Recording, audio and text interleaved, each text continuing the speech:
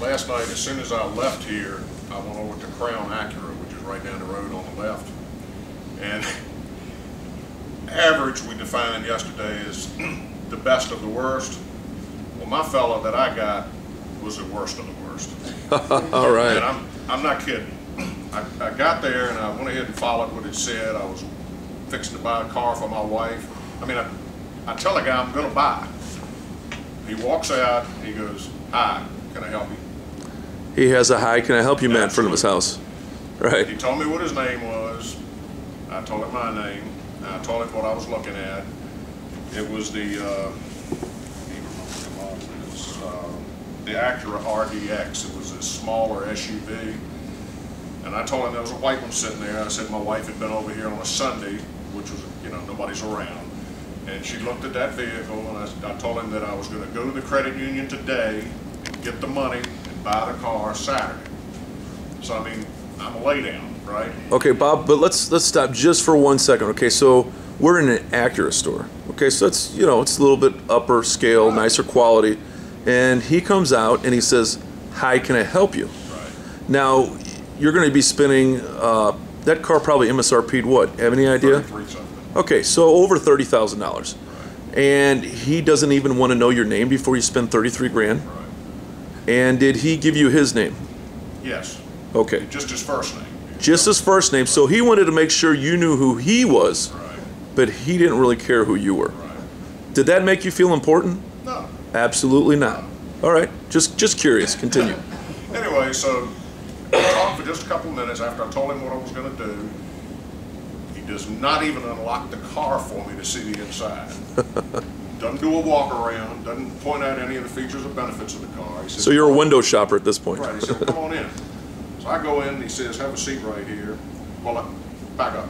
He did offer me something to drink. I told him I'd like some water, so he took me over and got me some water. Then we went over and sat in, and he's got this computer, and he pulls up the computer. It's very slow. I mean, it's just total waste of time. He pulls it up, he can't figure out which vehicle it is. Finally, he goes back and he pulls up the screen for the customer information. He asked me what my name is. I didn't give him my real name. I just gave him a name, and he wanted to know my phone number. I gave him a phone number. Lord knows who it was, but I gave him one. And that was all he asked me. Then he asked me where I lived. I said in the West End. And he didn't press. He didn't ask another thing. Just the West End. Okay. So he says, "Let me get you a printout of the cost." So he goes and prints it out, comes back and hands it to me, which I have right here. And basically what it is just the price of the vehicle, taxes, tags, whatever. And then it shows different scenarios. If I put in $1,000, then it has 48, 54, and 60 retail payments at $599 APR, and then $2,000 and $3,000 down. And then it shows the lease at the bottom. I had to ask him for a brochure, never offered. And believe it or not, before I left, I had to ask him for his card. Wow. Never offered his card. I had to ask him for it. At no point in time, he finally asked you your name and phone number because he's required to do that at the very end. Now, was there? You said there wasn't a presentation. He didn't even. No presentation, no real interview process. Okay. So let me ask you something. If you're going to spend $33,000, don't you think you actually want to get in there and use some of your five senses? Absolutely. You know. I want to see the inside of the vehicle and play with it a little Yeah. bit, And you want to maybe drive it and see. Right. Okay. None of that happened. Did he ask you about the vehicle you're driving? No. Okay. So there really wasn't much of an interview process. It was absolutely zero. Okay. So And I asked him, I said, "How long have you been here?" Because, I mean, honest to God, it was hard for me not to laugh. And he said, "I've been here about 90 days. Wow.